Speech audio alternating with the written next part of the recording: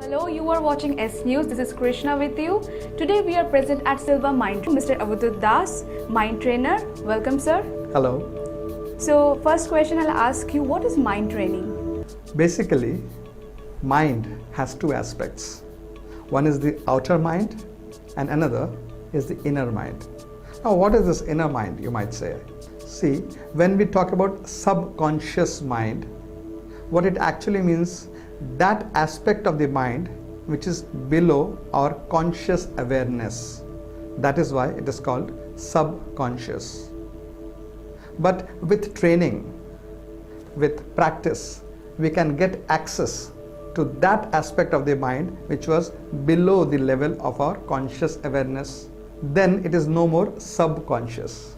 At such a time, we call this mind as the inner mind. So there is inner conscious mind and outer conscious mind. In day-to-day life activity, whenever we talk about mind, whenever we think about thinking, these things are done with our outer mind. But the inner mind, the subconscious mind or the inner conscious mind, that controls our very nature, what we are, why we think what we think, why we do that what we do. That is there within our subconscious or inner conscious. By getting control of that inner aspect of the mind, we can tweak it, we can remodel it so that it can give us exactly that precise experience of life which we would like to experience in our day-to-day experience. For example, if you notice that you are unable to control your anger, or you are unable to control your laziness or depression or negative thinking or some such inner aspect of the mind, then by getting into the depth of your own subconscious mind and reprogramming it, retweaking it, you can change yourself, you can reprogram your mind to give you a new experience by which you become a new you. Now this new you does not have to control the anger. In this new, modified, reprogrammed you, the anger simply does not come. And thus, there's no question of anger management. There's no anger. What do you manage? You don't get angry simply like that. Because your subconscious catches you, turns you, and changes your mood and mentality the moment you are about to get angry.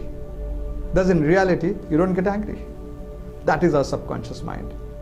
So this mind training, mind control program, Silva method of self-mind control, this not only gives us access to our own subconscious mind, to work with our own inner self, to work with our own nature, to identify our limiting blocks, to eliminate our limiting blocks, to cross over them, to find out the factors which motivate us to be a good person, to be a better person, and work on them and make us a much more better person.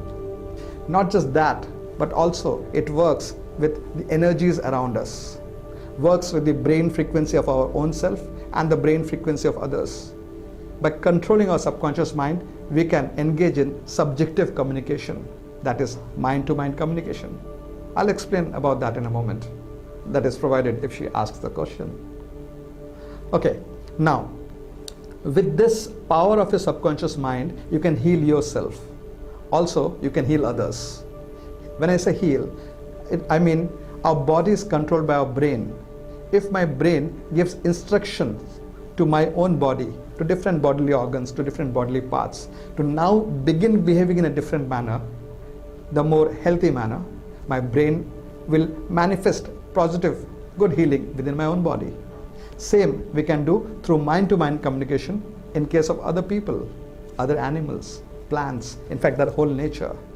When you influence the world around you using the power of your mind, using mind over matter, you can achieve telekinesis, hydrokinesis, pyrokinesis, magnetokinesis, and several other such abilities. Plus, you can do out-of-body projection. Silva method as such does not teach that, but based on the training of Silva method, Simply by your desire, you can achieve all these successes.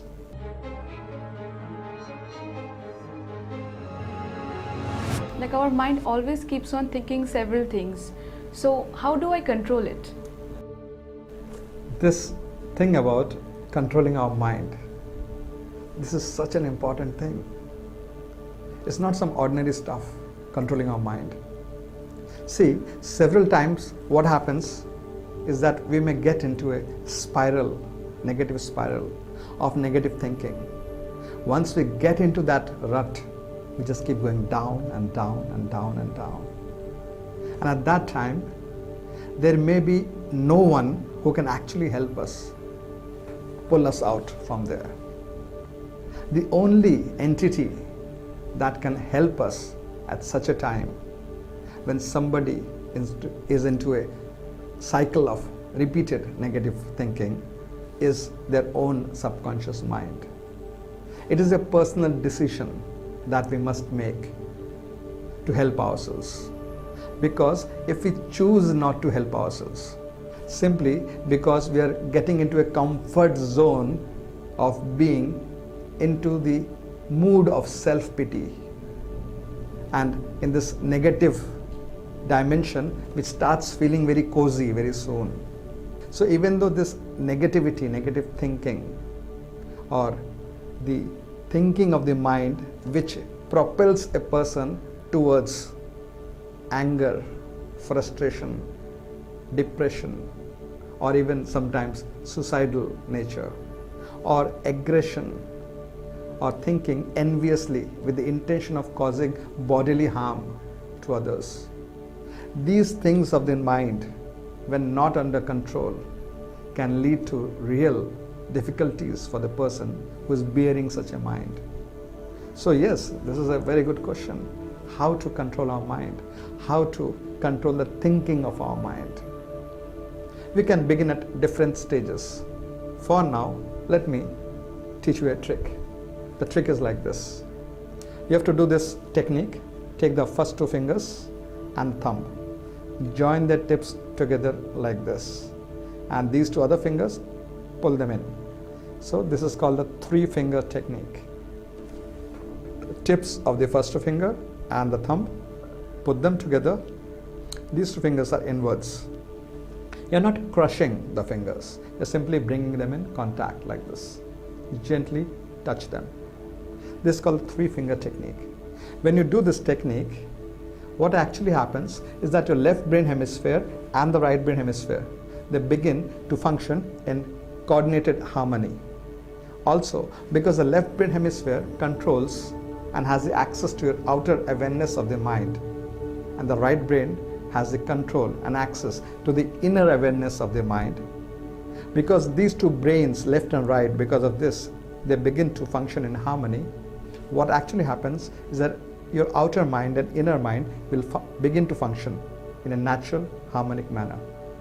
Not just that, your mind-body coordination improves, and also your own energy with the energy of the universe, that begins to work in synchronicity.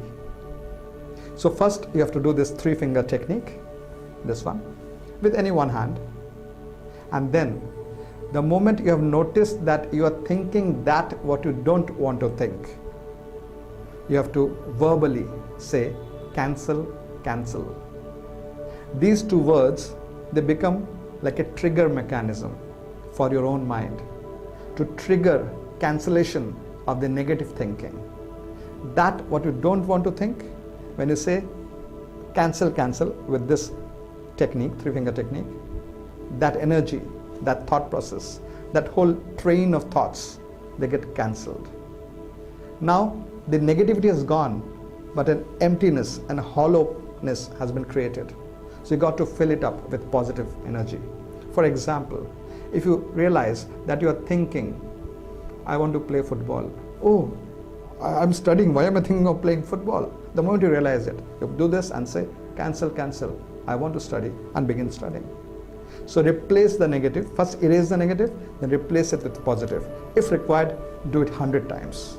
Very soon, your mind would be conditioned to give you exactly that experience which you want, which is control over your own thoughts.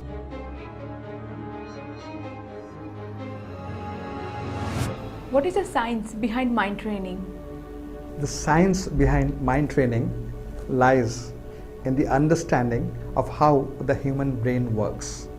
The human brain has two hemispheres, a clearly defined left hemisphere of the brain and a clearly defined right hemisphere of the brain. The brain is made up of neurons. One neuron and another neuron, they do not physically touch each other. The dendritic terminal ends of one neuron, the axon terminal ends, they use their neuroreceptors to catch the transmitters. This activity of neurotransmission is called a synapse or a synapse, electrical synapse. This synapse can be measured using a machine called electroencephalograph. The EEG machine or the electroencephalograph informs us where is what electrical activity in the human brain. In the modern times, the EEG is even able to give us a three-dimensional depiction of the electrical activity of the human brain. We know wherever there is electricity, there must be electromagnetic field. So this different electromagnetic activities created by the synapses happening at different places in the brain is called as the neuronal electromagnetic field, or in short, it's called as the neuronal field. When the human brain is functioning, that is experiencing anything that we can experience as a living being, an appropriate electromagnetic field is created for that. What happens is when the human brain is functioning at something called alpha brain frequency, especially the center of the alpha brain frequency, which is 10.5 CPS, at that time the sensitivity of the brain enhances to its maximum level, which means we can sense the frequencies around us. Just like a radar gives out electromagnetic fields, it rebounds at a target and comes back, and the radar can sense what has come back. Similarly, your brain is giving out electromagnetic field. My brain is also giving out electromagnetic field. If my brain functions at 10.5 CPS, cycles per second, then I can sense your electromagnetic field coming from your brain, which means my brain, if it is trained, it can sense what you are thinking. And if I'm trained, I can send my thoughts to you at that 10.5 CPS using the patterns created in my brain through neuronal pathways. That pattern will go to your brain will receive it, and you will understand what I'm attempting to tell you, which means this is the foundation of telepathy. And the same thing happens when I program my own brain to reorganize the electromagnetic fields and the neuronal pathways in my brain. It can go to different parts of my body and re-energize it, readjust it, reorganize, replan it to heal my body. Which means if I had gallbladder stones, I could crush my gallbladder stones so that the gallbladder will pump as usual every 20 minutes, and it will just throw out the gallbladder stone and it will go away in the secretion of the body. So our brain has different frequency levels. The lowest frequency is called the delta frequency, 0 to 4, and then 4 to 7 is called the theta frequency. 7 to 14 is called the alpha brain frequency. 14 to 30 is called the beta brain frequency. At beta brain frequency, our left brain hemisphere controls our 5 senses. The theta and alpha frequencies, they are the frequencies that we experience during sleep. Delta frequency is a frequency that a person experiences when they are in coma. If we control our brain through our mind is like a software, brain is like a hardware, then we can function with choice at the center of alpha brain frequency, functioning with both brain hemispheres at optimal levels, simply by a choice. These same things is explained in great detail in our training program.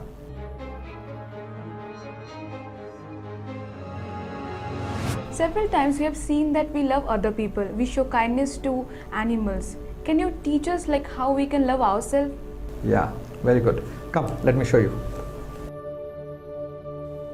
It is said that our eyes are the window to our soul. So what we'll do in this exercise is, we will first look into our own eyes. You have to stand in front of a mirror, a full length mirror. Face the mirror, look into your own eyes. Maintain approximately an arm's distance. Just stand there. Gently look into your own eyes. As you are looking at your eyes, with your peripheral vision, observe your entire face and then go up to the bust. Observe this much. But keep looking into the eyes, simultaneously into the eyes, both the eyes. What do you feel? Do you feel a sense of, what am I looking at? Or do you feel a sense of, what I see I like? Or this is awesome? Or do you feel, yuck, I don't want to look at this?